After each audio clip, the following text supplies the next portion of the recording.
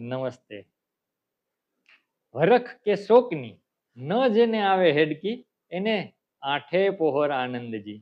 ગંગા સતીના ભજનમાં કહેવાયું છે કે જેને હરખ કે શોકની અસર થતી નથી, તેનું મન ડગતું નથી, તેઓ હર હંમેશ આનંદમાં રહે છે. આઠે પોહર આનંદ એટલે કે દિવસ અને રાત 24 કલાક અખંડ ખુશી અને ઉત્સાહમાં રહેનારું.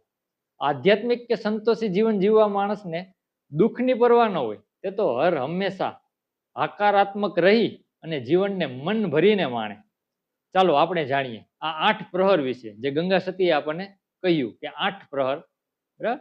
હવે પ્રથમ પ્રહર જે છે એ સવારે 3 થી લઈ અને 6 વાગ્યે શરૂ થાય, જેનું નામ છે ઉષા એટલે કે પ્રાતઃ. એ પ્રહરમાં બ્રહ્મ મુહૂર્ત પણ આવે, જે સત્વગુણથી ખૂબ જ ભરેલું હોય.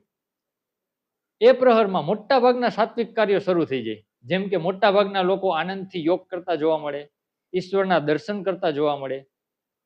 ઠીક છે.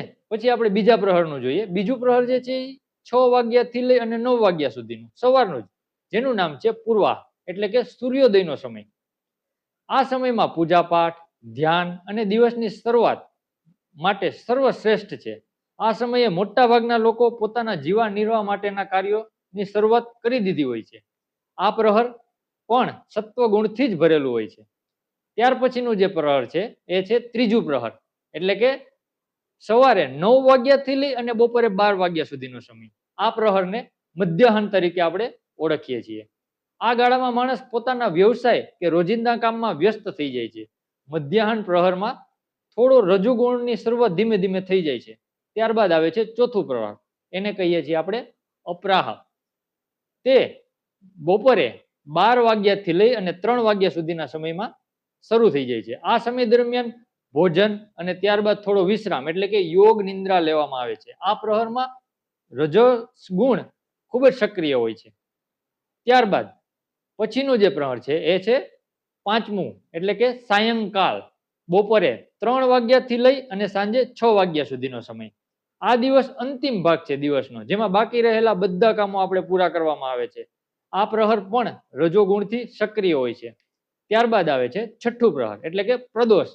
સાંજે 6 વાગ્યાથી લઈ અને 9 વાગ્યા સુધીનો સમય. આ સંધ્યાકાળનો સમય છે, જેમાં દીવાબત્તી, આરતી અને રાત્રિનું ભોજન થાય છે.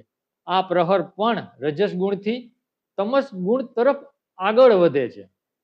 ત્યારબાદ સાતમું પ્રહર એટલે કે નિશિત. નિશિત પ્રહરમાં રાત્રે 9 વાગ્યાથી લઈ અને 12 વાગ્યા સુધીનો સમય ગણવામાં આવે છે. આ સમય એટલે કે આપણો ગાઢ ચિંતન બાદ આરામની શરૂઆતનો સમય માનવામાં આવે છે. આ પ્રહર તમસ ગુણથી પ્રેરિત છે. અહીંયાથી તમો ગુણથી પ્રભાવિત લોકો જાગતા હોય છે. ત્યારબાદ આવે છે આઠમું પ્રહર, એટલે કે ત્રિયામા પ્રહર. રાત્રે 12 વાગ્યાથી મોડે રાત્રે 3 વાગ્યા સુધીનો સમય આ મધ્યરાત્રિનો સમય છે, જે જીવ માત્ર માટે ગાઢ નિંદ્રાનો સમય છે.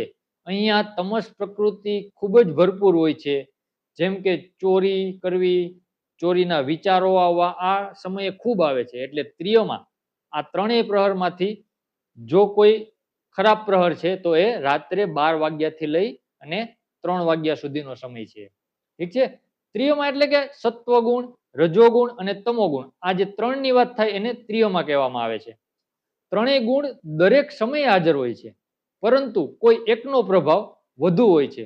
વ્યક્તિનો આહાર, જીવનશૈલી, વિચારો અને પરિસ્થિતિઓ આ ગુણોના પ્રભાવને અસર કરે છે. સૂર્યોદય અને સૂર્યાસ્ત સમયમાં ઋતુ પ્રમાણે ફેરફાર થતો હોવાથી આ પ્રહરના ચોક્કસ સમયમાં થોડા મિનિટોમાં તફાવત હોય છે. એ તમારે થોડું સમજી લેવું. ચાલો તો ફરી મળશું નવા અધ્યાય સાથે. અસ્તુ.